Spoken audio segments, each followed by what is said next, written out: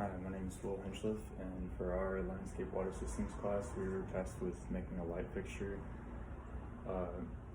And for my light fixture, I wanted to initially draw and abstract a cypress ball, and here's a few sketches I did of that. I overlaid a lot of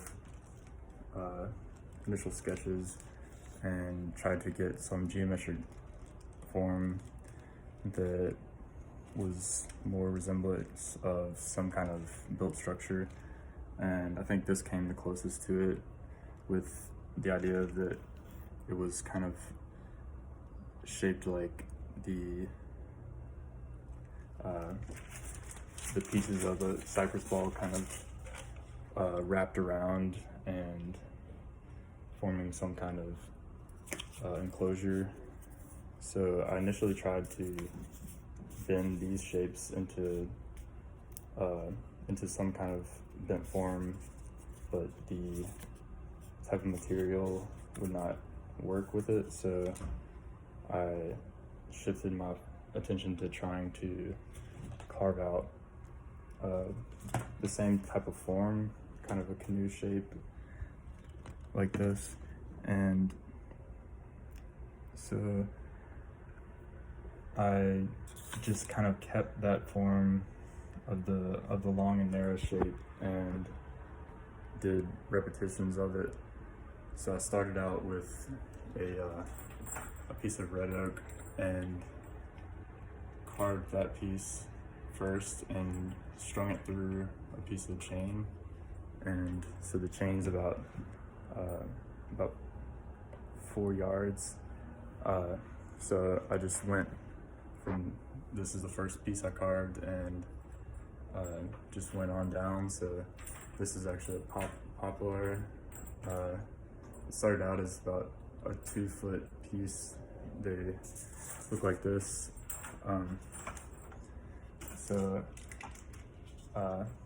This is actually a 4-foot piece, and but there's several 2-foot pieces, and so I just carved it down till it didn't have any of the original form of the rectangular prism style, and I just kept going down the line. So the attachments here are more like scrap pieces from the leftover carvings, and then the larger, more horizontal pieces are from the original rectangular prisms.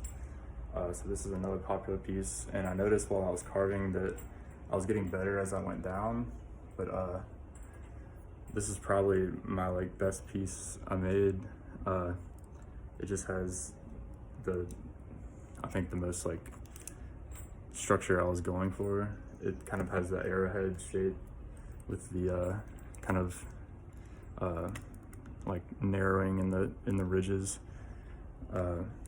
So after this, I kind of got tired, and I think it was just the next piece that I did was another red oak to kind of enclose this little piece of the connections. So I started with the red oak, and then I had the poplar pieces, and then I went to another red oak, and the red oak's way more rigid and hard to carve. So I got really tired with this piece, but it was an improvement on the first one. The first one's a little more rough, and this one's a little more refined. So I was a little more satisfied with this one, although I got really tired after this. And so I think my quality went a little down. After this connection form, I wanted to have some free forms at the bottom, and so I have this carving of a poplar, and then the grand finale is I have a long piece right here of a poplar, and it's kind of my my freeform piece. And so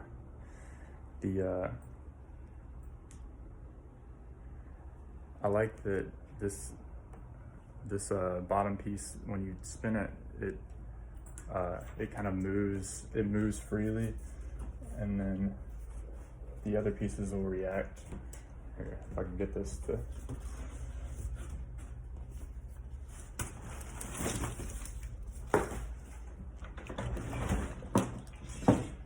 So that'll move freely, and then the other pieces will kind of react once it